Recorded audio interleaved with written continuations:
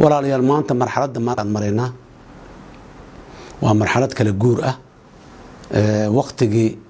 isbedeladu inay yimaadaan ay ahayd lagu ballamay hore loogu heshiiyay ayaa la joogaa waxaan filaynaa in ayaduna si nabad ah oo wanaagsan oo Ilaahay nagu gudbiyo hase yeeshee laba qodob oo kooban ayaan rabaa maanta inaan ka hadlo mid waxa waaye shalay iyo daraad waxa aad iyo aad su'aalo badan la iiga weydiinayay kulankii aan kulannay aniga iyo madaxweyne Sheekh Shariif iyo gudoomiyaha baarlamaanka iyo ku-xigeenkiisa aan ku kulannay xarunta madasha xisbiyada qaran ee nagu soo booqdeen dabcan madaxda dalka ayay ka mid yihiin gudoomiyaha golaha shacabka iyo gudoomiye ku-xigeenkiisu waxay ka mid yihiin madaxda hay'adaha dastuuriga ee dalkeenu leeyahay dabcan wayna soo booqdeen markay noo yimaadeenna fariin gaara oo inoo sideenna ma jirin mid gaar oo anagu aan u dhiibnana ma jirin laakiin dad mas'uuliyiin ah dalkan taladiisa cod ku wada lahaan ahayn waa iswarsanay waana isu warbixinay waa isdhageysanay salaan ayayna noogu yimaadeen waxay ahayd salaan hase yeeshee dad badan ayaa siyaabo kala badan u rogay walaalayaal madaxda dalku waa soo booqan karaan waana is salaami karaan meel kasto ay joogaan laakiin madaxdaasi kulankeena sidaas uu ahaa wax badan ayaa laga sheegay laakiin waxaan rabaa inaan dadka Soomaaliyeed u cadeeyo salaan iyo ismarxabeyn iyo kala warqaadasho iyo waxaan ahaynay xog isiin laakiin ajanda siyaasadeed oo ay wadeen oo ay noo keeneen ma jirin ajanda siyaasadeed oo aan anagu ayagu u dhiibnayna ma jirin marka dadka Soomaaliyeed saas ahaan madaxdaas iyo madaxda kale oo dhan dalkana waa la iswada arkayaa mar walba waa la wada fariisanayaa dabcan markay ugu yaraatana warbixinna waa la kala qaadanayaa xaaladda dalkana maanta meesha ay joogto waa maantii la isu badnaa lahaa la kulmi lahaa laga wada tasha lahaa arrimaha intaas kadib waxaan rabaa mowqifka madasha xisbiyada qaran iyo aniga ka madaxweynihii hore ahaanba annaga mowqifkeena waxba iska maana bedel meeshaan joognaa waxaan rabnaa dalku inay doorasho ka dhacdo waqtigeeda ay ku dhacdo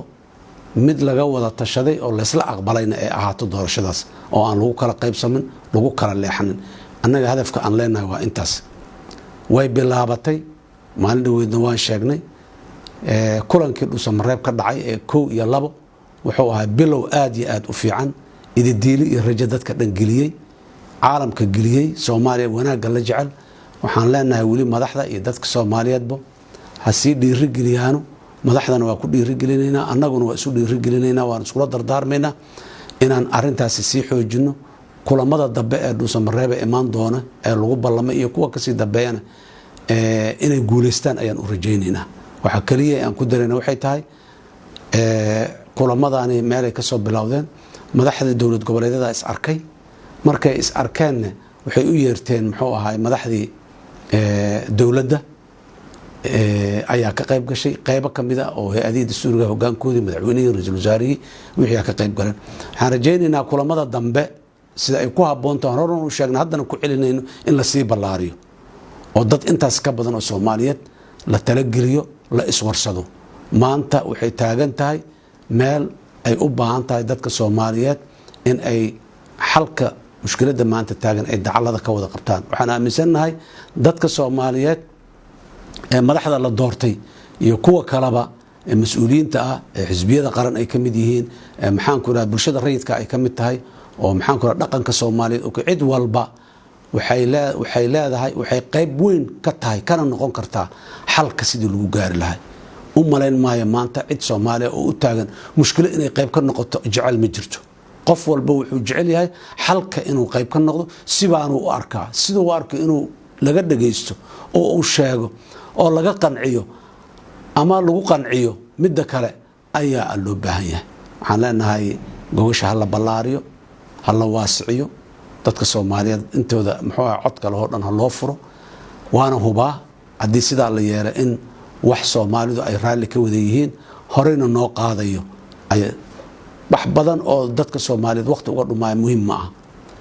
doorashadu waqti ay lahayd waqtigeedu waa ku dhacda waa inay ku dhacda waxaan aaminsanahay sida aan sheegaynay ee taladaas hadii wadadaas la marana oo hore loo soo tijaabiyayna in waqtigeedu lagu qaban karo aaminsanahay in waqtigeedu lagu qaban karo ayaan aaminsanahay hadii loo istaago in lagu qabto laakiin haddii rag ay rabaan